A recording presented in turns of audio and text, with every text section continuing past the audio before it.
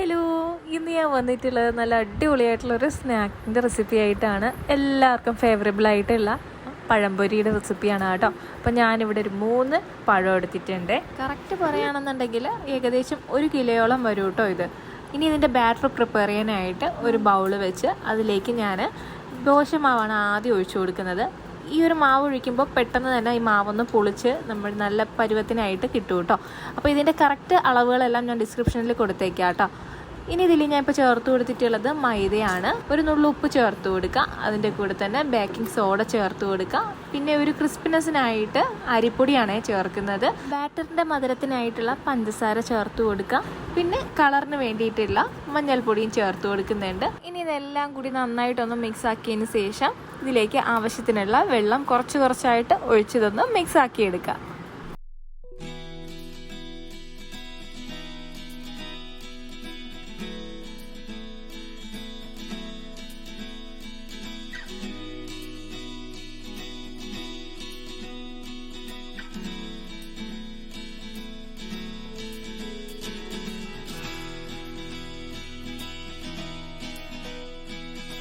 അപ്പം മാവ് ഒരുപാട് ലൂസാവാനും പാടില്ല, ഒരുപാട് കട്ടിയാവാനും പാടില്ല. ഈ ഒരു കൺസിസ്റ്റൻസിയിലാണ് കേട്ടോ ഇരിക്കുന്നത്.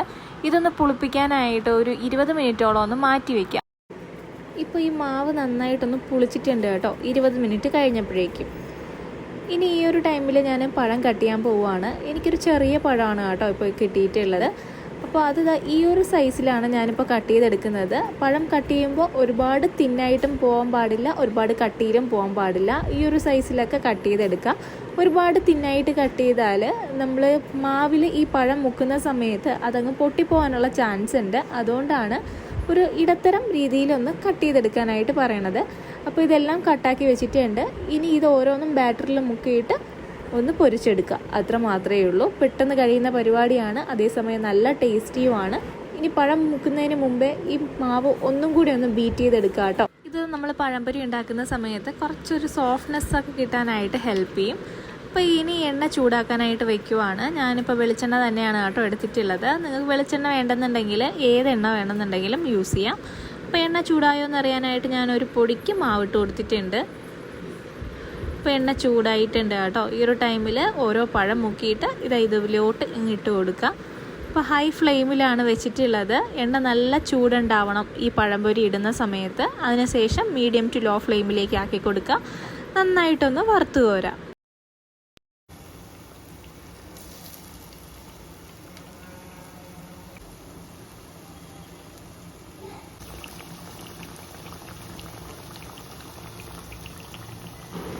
ഒരു സൈഡായി വരുമ്പോൾ മറിച്ചിട്ട് കൊടുക്കുക. അപ്പോൾ ഈ ഒരു കളറാകുമ്പോഴാണ് കേട്ടോ ഞാൻ മറിച്ചിട്ട് കൊടുക്കാറ്. 2 സൈഡും ഈ കളറായി വരുമ്പോഴേക്കും ഞാനിതങ്ങ് എടുത്ത് മാറ്റാറുണ്ട്. അതാണ് കേട്ടോ ഇതിൻ്റെ ഒരു ടേസ്റ്റ്. അപ്പോൾ 4 മണി സമയത്ത് പെട്ടെന്ന് തയ്യാറാക്കി എടുക്കാൻ പറ്റുന്ന നല്ല അടിപൊളിയായിട്ടുള്ളൊരു റെസിപ്പിയാണ് ഇന്ന് ഷെയർ ചെയ്തിട്ടുണ്ടായിരുന്നത്. ഇത് ഇഷ്ടമായിട്ടുണ്ടെങ്കിൽ സബ്സ്ക്രൈബ് ചെയ്ത് കാണുന്നവർ ഒന്ന് സബ്സ്ക്രൈബ് ചെയ്ത് കൂടെയുള്ള ബെല്ലൈക്കണും കൂടി ഒന്ന് പ്രസ് ചെയ്തും സപ്പോർട്ട് ചെയ്തേക്കണേ.